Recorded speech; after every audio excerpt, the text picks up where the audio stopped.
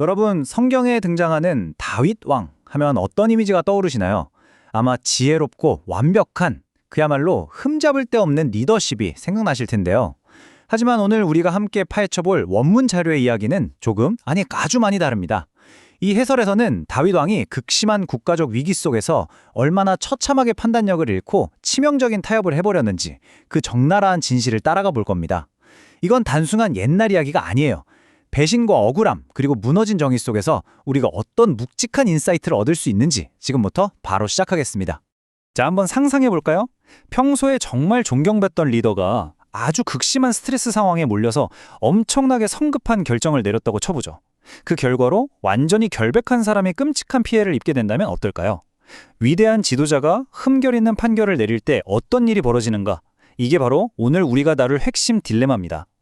다윗의 통치 후반기에 벌어진 이 복잡한 법적, 도덕적 갈등을 들여다보면요. 인간이 내리는 정의라는 게 생각보다 얼마나 아슬아슬하고 취약한 것인지 뼈저리게 느끼실 수 있을 겁니다.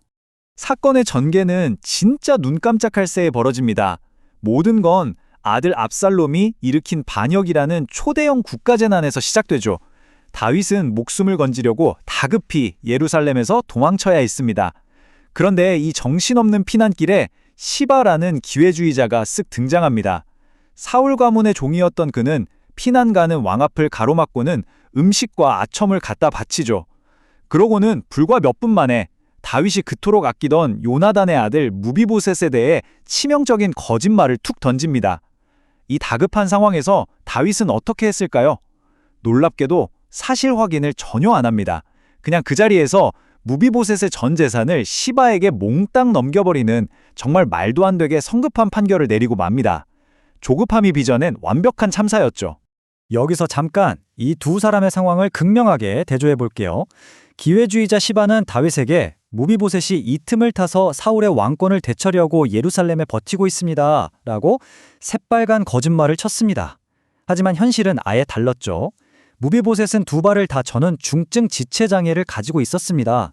시바가 그를 버려두고 혼자 떠나버렸을 때 신체적으로 도저히 다윗의 피난길을 쫓아갈 수가 없는 상태였던 겁니다. 몸은 떨어져 있었지만 그의 마음만은 망명길에 오른 다윗 왕을 향해 아주 깊은 충성심을 간직하고 있었거든요. 기회주의자의 악랄한 사기와 억울한 피해자의 비극적 현실. 안타깝게도 다윗은 이 팩트를 체크하는데 완전히 실패했습니다. 시간이 흘러서 드디어 반역이 진압되고 다윗 왕이 예루살렘으로 돌아옵니다. 이때 왕을 맞이하러 나온 무비보셋의 몰골은 정말 충격 그 자체였습니다. 다윗이 떠난 날부터 돌아오는 날까지 수염도 깎지 않고 옷도 한번 빨지 않은 완전히 초췌한 모습이었거든요. 입으로 100번 충성한다고 말하는 것보다 이 엉망이 된 모습 자체가 저는 왕과 함께 고난을 겪었습니다 라고 외치는 부인할 수 없는 증거였죠. 시바의 거짓말이 완전히 박살나는 순간입니다. 게다가 그는 억울하다고 소리치는 대신 내 주 왕은 하나님의 사자와 같으시니 왕의 처분대로 하옵소서라며 왕의 뜻에 절대적으로 순복하는 엄청난 태도를 보여줍니다. 자, 이제 진실이 명백히 밝혀졌으니 세기꾼 시바는 당연히 엄벌을 받아야겠죠? 무비보셋의 재산도 다 돌려주고요. 그런데 여기서 다윗의 판결이 진짜 황당합니다. 너는 시바와 밭을 나누라. 네, 정확히 50대 50으로 나누라고 명령한 겁니다. 아니, 악랄한 거짓말을 한 가해자랑 모든 걸 잃고 마음고생한 억울한 피해자한테 똑같이 재산을 반반씩 주라는 게 말이 되나요? 이건 정의가 아닙니다. 명확히 시비를 가리는 대신 아주 어설프고 기형적인 기계적 중립을 선택해버린 뼈아픈 오판이었죠. 도대체 위대한 왕 다윗은 왜 이런 허술한 판결을 내렸을까요? 개혁주의 관점에서 이 사건의 이면을 분석해보면요. 다윗이라는 인간의 아주 깊은 연약함, 그 맹점이 여실히 드러납니다. 당시 다윗은 과거 밧세바 사건 이후로 끊임없이 터지는 집안 싸움과 국가적 위기 때문에 정서적으로 완전히 바닥난 상태였습니다.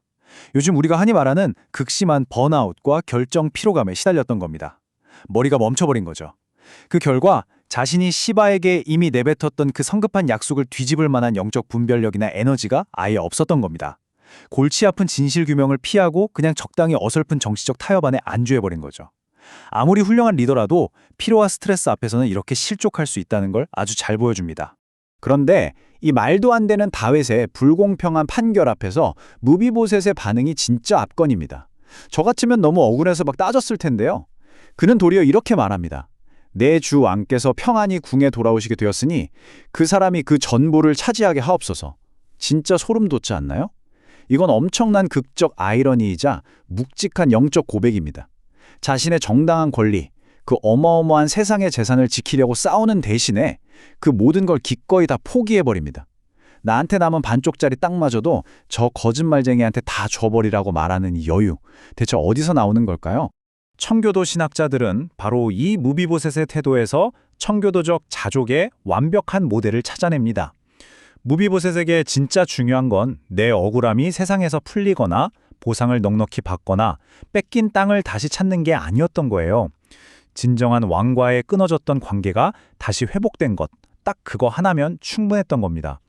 그에게는 잃어버린 수만 평의 땅보다 자기가 사랑하는 왕의 얼굴을 다시 보고 그분 곁에 머무는 게 훨씬 더 가슴 벅차고 가치 있는 일이었거든요.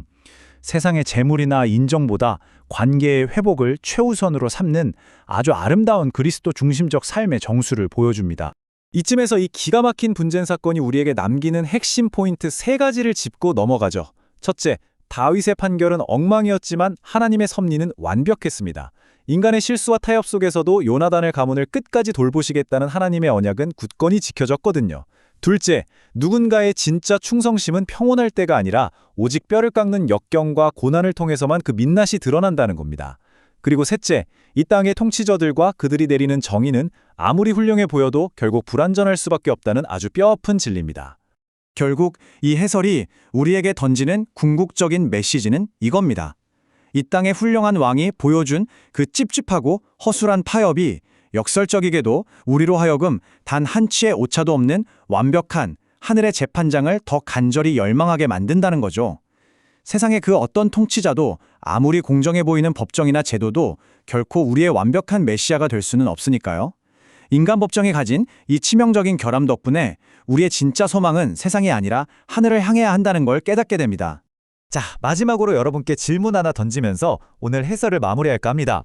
적당한 타협과 불공평한 판결이 판치는 이 팍팍한 세상 속에서 여러분은 지금 사람들에게 내 정당함을 입증받으려고 아등바등 애쓰고 계신가요? 아니면 무비보셋처럼 진짜 왕이신 그분과의 관계가 회복된 것에 만족하며 그 완전한 공의 안에서 푹 쉬고 계신가요? 인간의 씁쓸한 연약함과 하나님의 놀라운 은혜가 교차하는 이 이야기가 여러분의 마음속에 오래도록 깊은 여운으로 남기를 바랍니다. 끝까지 함께해 주셔서 감사합니다.